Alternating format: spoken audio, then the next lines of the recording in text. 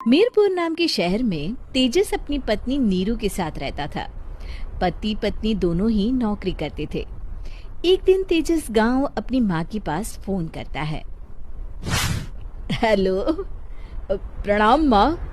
जीते रहो माँ, तुम दादी बनने वाली हो हैं?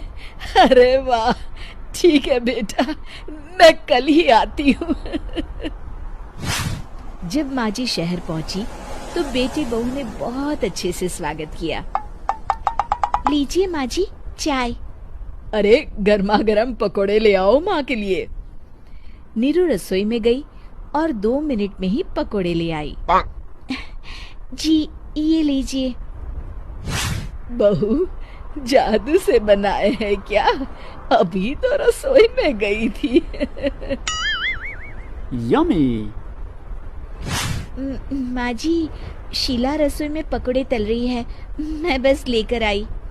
हे भगवान, मेरा धर्म भ्रष्ट कर दिया तूने। अब तो गंगा जल से शुद्धिकरण करना होगा। दूसरे दिन, माँ जी मैंने नाश्ता बना दिया है, ऑफिस जा रही हूँ। पर अभी तो घर का सारा काम पड़ा है। शीला आती ही होगी, झाड़ू पोछा बर्तन कपड़े वो सब कर लेगी। हमारे जमाने में घर का सारा काम हम ही करते थे। जी माँ जी, आप बहुत होशियार हैं, मैं घर ऑफिस दोनों नहीं संभाल पाती। तो जरूरत क्या है घर से बाहर जाकर चाकरी करने की? वैसे भी घर का काम खुद करने से घर में बरकत आती है, समझी? पर माँ जी। पर वर कुछ नहीं, इस महीने की पगार मिले फिर ऑफिस बंद। हाँ। रात को नीरू तेजस से कहती है, सुनिए जी, माँ जी बोल रही थी कि मैं नौकरी छोड़ दूं। वैसे ठीक ही तो है, अभी तुम्हें आराम की जरूरत है। फिर भी आराम कहाँ, शीला को छुड़ाने के लिए बोल रही थी। तो अब 24 घंटे में इतना काम तो कर ही सकती हो। पर जॉब पसंद है मुझे, घर पर मन नहीं लगेगा। अगले दिन जब दोनों ऑफिस के लिए निकल रहे थे, मेरी तो कोई कीमत ही नहीं है इस घर में। माँ जी, आजकल महंगाई बहुत है, रहन सहन भी बदल गया है, दोनों नौकरी करते हैं तभी ठीक रहता है। अच्छा, तू कहना क्या चाहती है? मेरा बेटा तुझे बिठा के खिला नहीं सकता? तू ही इस घर का खर्च चला रही है, हैं? नहीं माँ जी, मेरा वो मतलब नहीं था। मतलब खूब समझती हूँ, ये बाल धूप में सफेद नहीं किए मैंने। हाँ। अब तो ये रोज का काम हो गया था। तेजस भी रोज की झिकझिक से परेशान हो गया था।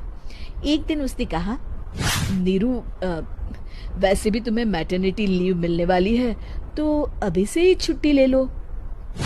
पर क्या, मेरी सैलरी अच्छी खासी है। आखिर नीरू ने रिजाइन कर दिया। जब बच्चा हुआ तो घर में सब बहुत खुश हुए। कुछ दिनों बाद तेजस फाइल देख रहा था। क्या हुआ तेजस, कुछ परेशान लग रहे हो? हाँ, वो हमारी जितनी सेविंग्स थी वो तो हॉस्पिटल में और छठी के फंक्शन में खत्म हो गई है नीरू। और अभी वैसे मंदी चल रही है तो मैं बोल रही थी कल मुन्ना को हेपेटाइटिस का टीका लगवाना है। नीरू, क्या पोस्टपोन नहीं कर सकते? नहीं जी, बिल्कुल नहीं। अब तेजस को समझ में आ रहा था कि उससे गलती हुई है। पैसों की कमी का असर घर के माहौल पर भी पड़ रहा था। अगले दिन, बेटा मेरा चश्मा और ये दवाइयाँ ले आना, पर्चा देते हुए माँ जी ने कहा। जी। तेजस, मुन्ना के लिए दूध का डिब्बा और डायपर भी ले आना, और ये किराने के सामान की लिस्ट है, इसे भी लाना है। तेजस गुस्से में लिस्ट मरोड़कर फेंकता है और चिल्लाता है, पैसे क्या पेड़ पर उगते हैं? ये ले आना, वो ले आना। अरे पर ये जरूरत का सामान ही है। वो गुस्से में बिना कुछ कहे ऑफिस चला गया। अरे लंच तो ले जाइए। नीरू दौड़कर डिब्बा पकड़ाती है एक दिन खाना खाने के बाद, नीरू, अब तो मुन्ना कुछ बड़ा हो गया, तो अब तुम वापस ज्वाइन कर लो ना जॉब। पर इस रिसेशन में जॉब मिलना बहुत मुश्किल है। ट्राई तो करो। फिर मुन्ना, माँ जी है ना, और एक फुल टाइम मेड भी लगा लेंगे। पर माँ जी, उन्हें तो पसंद नहीं। तभी माँ जी वहाँ आ जाती है और प्यार से नीरू के सर पर हाथ फेरते हुए बोलती है, अब मेरी समझ में आ गया बहू, पहले के और अब के समय में अंतर है। तुम काम शुरू करो, मुन्ना की जिम्मेदारी मेरी। मेरी प्यारी माँ जी। ये कहकर नीरू उनके गले लग गई। शिक्षा, परिवर्तन संसार का नियम है, हमें भी समय के साथ चलना चाहिए।